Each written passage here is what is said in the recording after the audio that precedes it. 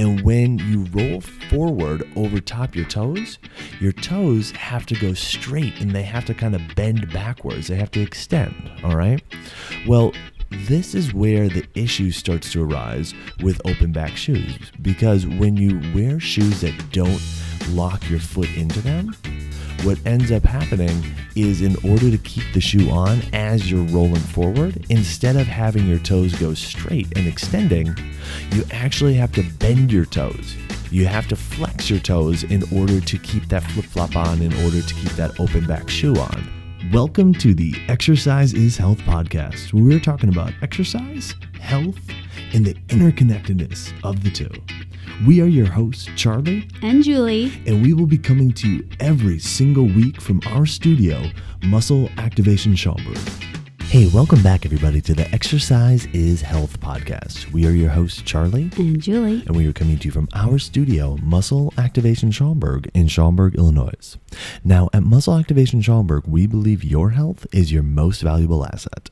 Your health is one of the biggest influencers of the quality and quantity of time that you have. And while there are many aspects of health, our expertise is exercise. Exercise has been proven time and again to not only improve your health, but also increase your longevity and improve your quality of life. And if you are looking for a way to exercise on your own while still receiving the quality of guidance that we give our clients here at Muscle Activation Schaumburg, then you need to check out our virtual membership program. This is exactly why we created our virtual membership program, to help people exercise on their own while still receiving top quality guidance. So if this is of interest to you, go to matschaumburg.com and click on the membership tab to learn more about the program and possibly enroll. Now, today we are talking about one of our specialties here at Muscle Activation Schaumburg, and that is muscle activation techniques. And specifically, we're talking about the feet today, because feet are such a big issue. And this time of year, something interesting happens on the feet. We move from wearing the shoes that we wear for most of the year with, laces and closed back shoes, to all of a sudden wearing these flip-flop things. And this can be a huge issue for people's feet as well as the rest of their body, and we want to talk about that today and explain why. As you know, when you're walking, the first thing that hits the ground is your foot. And we've done many podcasts in the past about the shoes' influence on the foot and the muscles' influence on the foot.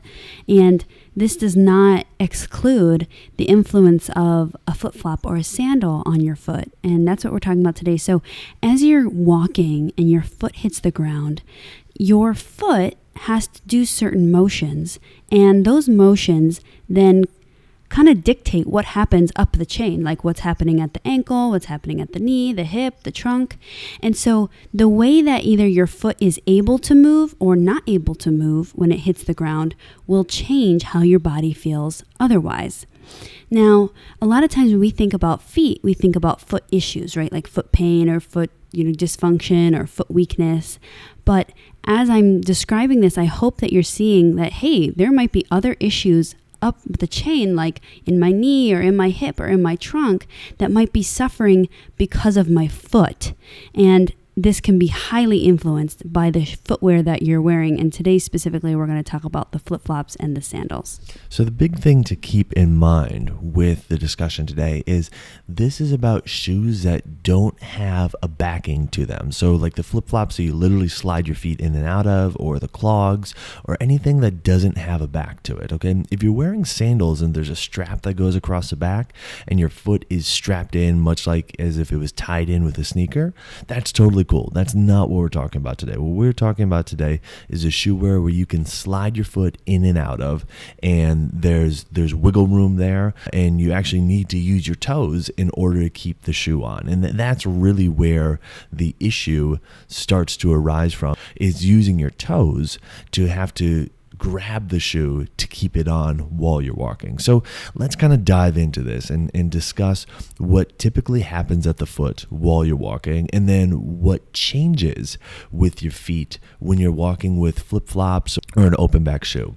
So when you walk and your foot hits the ground, like Julie says, it's the first thing to come in contact with the ground.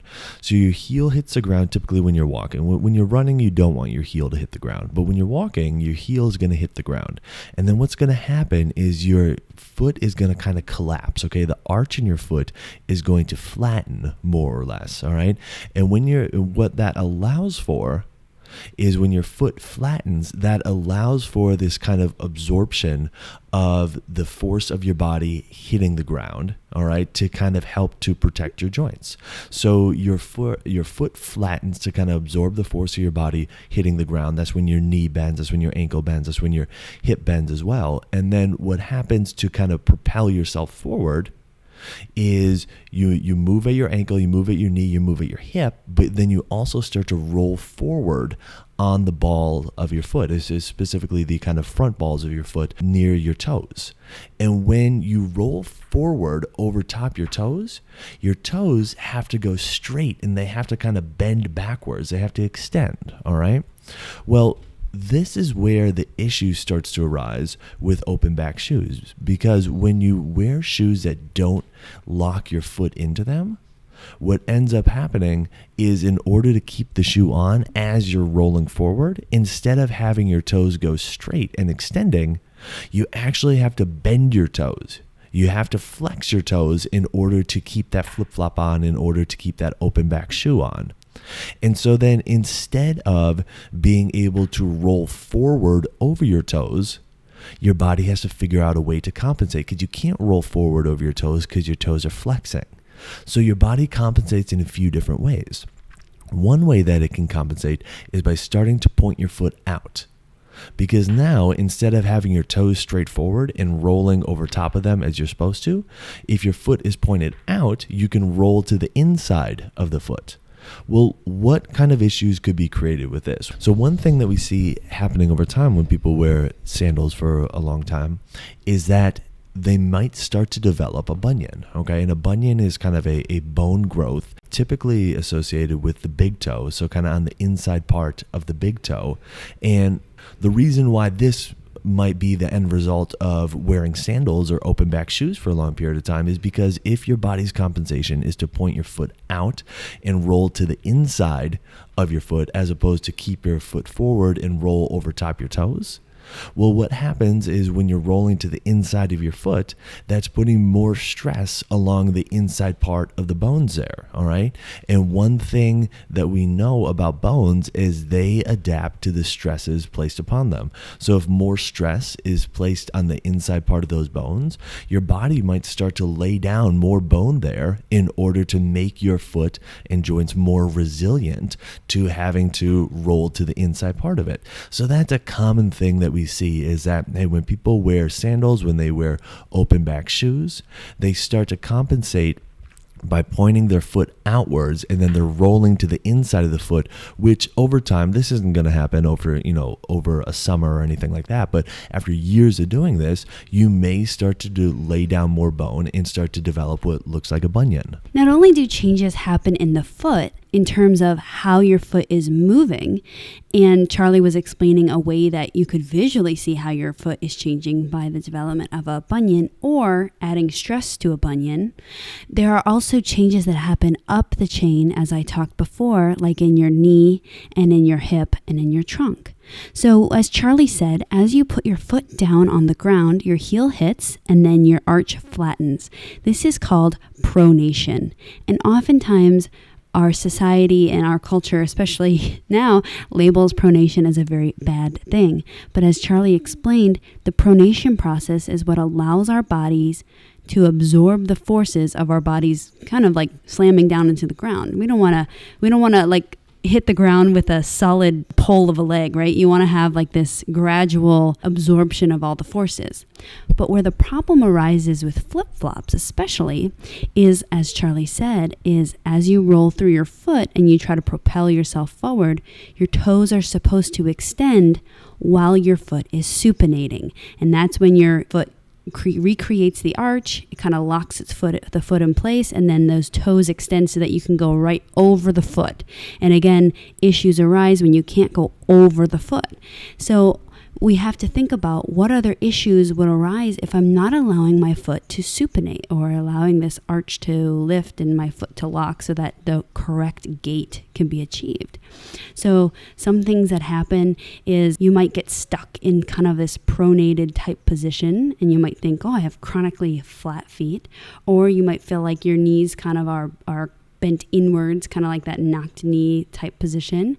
So at the knee, when we're stuck in this pronated type position because part of our supination process is not being respected, we'll get stuck in this kind of knocked knee type position because your toes and your foot has to be slightly turned out. A good example of visualizing this is if you kind of stand on one leg and go down into a squat, you'll notice that your foot has to pronate inwards.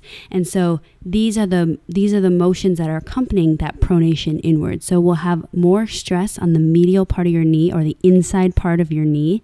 You may be able to visually see this, like your knee is kind of knocked inwards.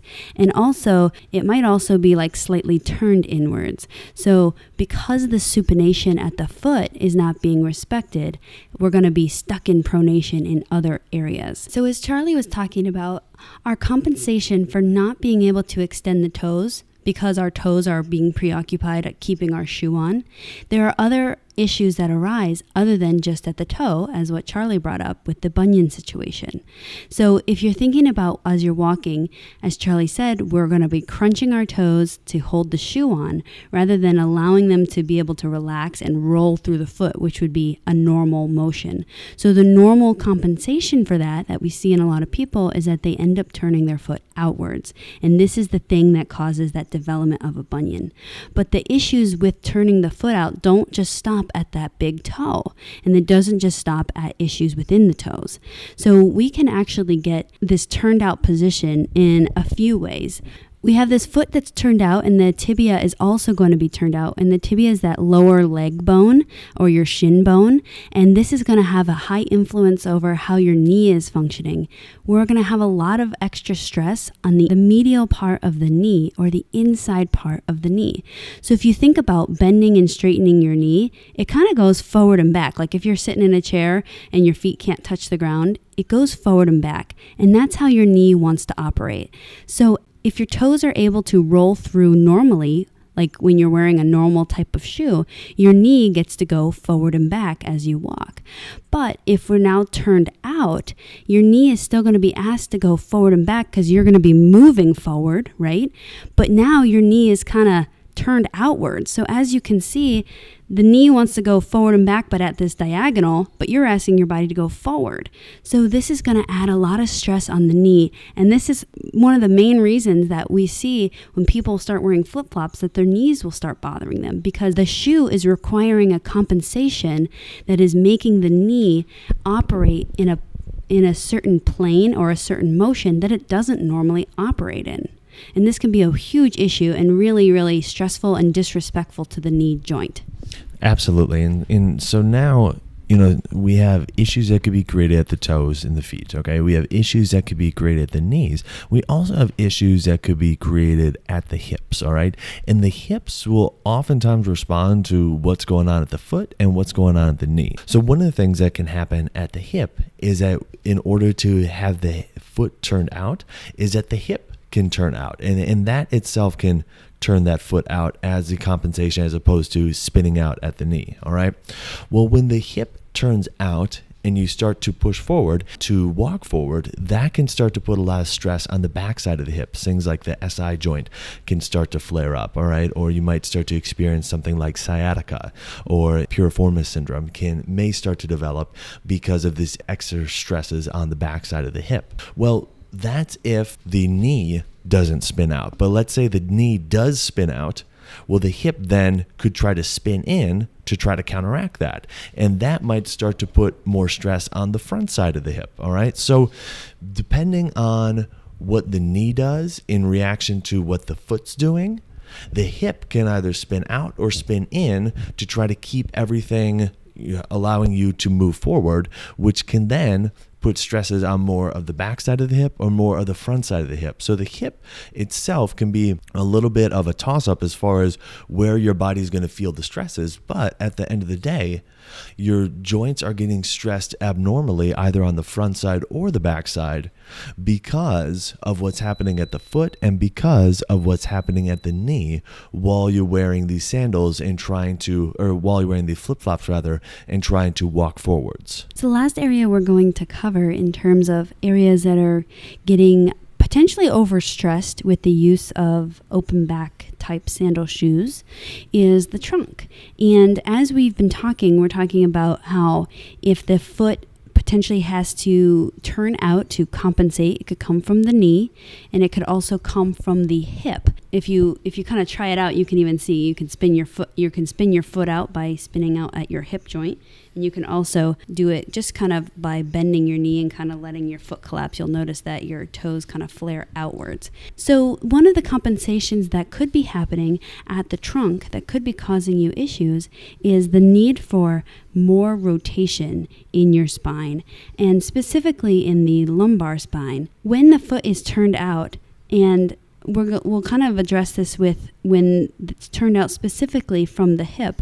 When you turn your hip out, when your hip is done turning out, the next thing that has to turn is your hip bone, and that we call that your pelvic bone. And so this is what's connected to your lumbar spine. So if we're using the hip joint to be able to walk with our foot, because of the compensation that has to happen at the foot, we'll start to also potentially pick up some more motion and excessive motion in the lumbar spine, because your body is trying to get this outward rotation through the hip that can relate up into the spine. And now the lumbar spine is not a big fan of rotation or too much rotation. The structure of the facet joints, which are the joints of the spine, are not structured to allow much motion. So when we have something like a sandal that's causing more motion than what we're used to in the lumbar spine, it has a high potential of potentially stressing out that area, because that area is not used to having all that motion. And then the weather turns nice and we throw these shoes on, and then in one day we go from having our normal amount of rotation through our trunk to potentially more, which more could be too much for you. Another way that our trunk can compensate for this is that we could also be adding more flexion and extension in our spine. And so that's this bending forward type motion and extension motion in the lumbar spine. And the lumbar spine is actually pretty decent at this and actually very good at bending forward and back. But what can be stressful on it if it's getting too much force or too many reps of this force. And walking has a nice tendency that we don't just do one step. We like to do, 1,000, or some of us aim for 10,000 steps. So having too much of this flexion and extension in the spine can also be stressful. Specifically, if we're using our hip to turn out to get motion at the foot so that we can roll through, this might really encourage too much extension at the spine. If you imagine and try to kind of turn your foot out at your hip, you'll notice that not only does the hip bone that we just talked about, the pelvic bone, kind of spin backwards, but it will also kind of take you into an extension type of a motion, which can become very taxing, especially given the amount of steps that we tend to take each day. Okay, so what can you do about this? All right, because right now we're talking, you might be thinking, wow, it is the worst thing ever to wear sandals. And while that's not necessarily what we're saying, we do want you to strongly consider what you're putting on your feet, especially as the weather gets nicer and the urge to wear flip-flops may grow stronger. Okay, so first and foremost, what can you do? Just be mindful about what you're wearing on your feet and how your body feels while you're wearing different things on your feet. Okay, you should always, regardless of whether it's an open back shoe, a sneaker, a dress shoe, whatever, be thinking about, okay, how does my foot feel in this? How does the rest of my body feel while I'm wearing this? And are the consequences of wearing this, as far as how my body feels, worth actually wearing it? All right. Sometimes you might decide that, yeah, you know what? It's worth it that my body doesn't feel that great while I wear these flip-flops or while I wear this dress shoe. Because you know what? I like the way this shoe looks, or I like the ease and the convenience of just slipping the shoe on. Totally cool. That's your choice to make. All right. We just want to inform you, or arm you rather, with the knowledge of what might be happening throughout your body because you're wearing these shoes. So first and foremost, just be mindful of the shoes that you're wearing, as well as how your body feels while you're wearing them. Okay. Ideally, you would be wearing a shoe that has a closed back to it and is kind of strapped on or tied on to your foot. So it's not something that you're just slipping on, all right? It's something that your foot is securely placed into. It doesn't mean that the shoe is really stiff or really supportive. Remember, back in January, we did an episode specifically discussing stiff and supportive shoes and how that affects the rest of your body. So we're not talking about going that way at all. But if we're going to put something on our feet, we need to make sure that it stays on our foot and we're not using our toes to hang on to the shoe for dear life like we normally are when we're wearing flip-flops or something like that. So that's practical application step number 1. Step number 2 is go get your feet and the rest of your body assessed and tuned up by an MAT specialist. Okay, find your local MAT practitioner and schedule a session with them to get your body assessed and get your muscles addressed. This will help to make sure that your joints stay supported and that your muscles stay working well regardless of the shoes that you choose to wear. So that's a really big thing to ensure your overall longevity wearing the shoes, as well as making sure that your body feels well while you're wearing the shoes that you're choosing to wear. And then practical application step number 3 is to make sure that you're continuing to do strength training to make sure that the different areas that we discussed today, your feet, your knees, your hips, and your trunk, those muscles in those areas stay strong and can continue to support those joints. Okay. A lot of times when the weather gets nicer, our workouts turn more cardio based, whether it's biking, whether running, going for long walks, and that's fine and well, but we need to make sure that our joints stay healthy, and this can easily be done by making sure you're doing appropriate resistance training for the areas that we mentioned. So those are the 3 big things. 1, be mindful about the shoes that you're wearing and how your body feels while you're wearing them. 2, get yourself tuned up by your local MAT specialist. And 3, make sure you're doing resistance training to keep the muscles strong and keep the joints supported in the areas that we talked about. So everyone that's listening that loves their flip-flops, you're probably thinking, my toes actually, I've been watching them. They actually do roll through. I don't turn out. I don't do any of the things. But actually, your toes have to do something to keep your foot out, or else you would walk right out of your shoe. I mean, the only place where your shoe is being slightly affixed to your foot is in between your toes. So whether or not you're having symptoms or issues in your toes, in your foot, or up the chain as we talked, your body is having to compensate for this shoe. And we can almost just say like compensation. Don't think of it as a bad thing. Just think of it as your body's reaction to something, just as it has a reaction to everything, like a supportive shoe, a smushy shoe, a sandal shoe, or a flip-flop. Our foot always has a reaction to it. And the reaction that our foot will really, really tend to have with a flip-flop is hold the shoe on, because the last thing we want to do is walk out of our shoes. And as you know, when you're wearing flip-flops, it's very rare if you walk out of your shoe. So again, an easy fix is get a shoe or get a flip-flop that straps onto your foot. And this will really help prevent future issues, and this will help alleviate any current issues that you might be having and you might not even have symptoms for. And again, as Charlie said, it is not to say that flip-flops are bad. Actually, I really love to wear my flip-flops, but I have to be mindful of the amount that I wear my flip-flops, because remember, we don't just step and walk, once or twice a week, or, like a workout. We actually walk quite a few steps every single day. I mean, if you think about it, people that walk very little, like if they're wearing a Fitbit, usually my clients will come in and say, yeah, I only got 2,000 steps, which is really not a lot of walking, right? But it's still 2,000 reps that you had to do potentially in a flip-flop. So you're really teaching your body to adapt to this stressor of keeping the shoe on with your toes. Who do you know that needs to hear this episode? Who do you know that wears their flip-flops all the time and just loves their flip-flops, but might be experiencing some issues in their body and they're not sure why. Share this episode with them so they can start to learn the effects that wearing those flip-flops might be having on their toes, on their knees, on their hips, and on their trunk. And while you're online, if you wouldn't mind, head on over to iTunes and leave us a rating and review.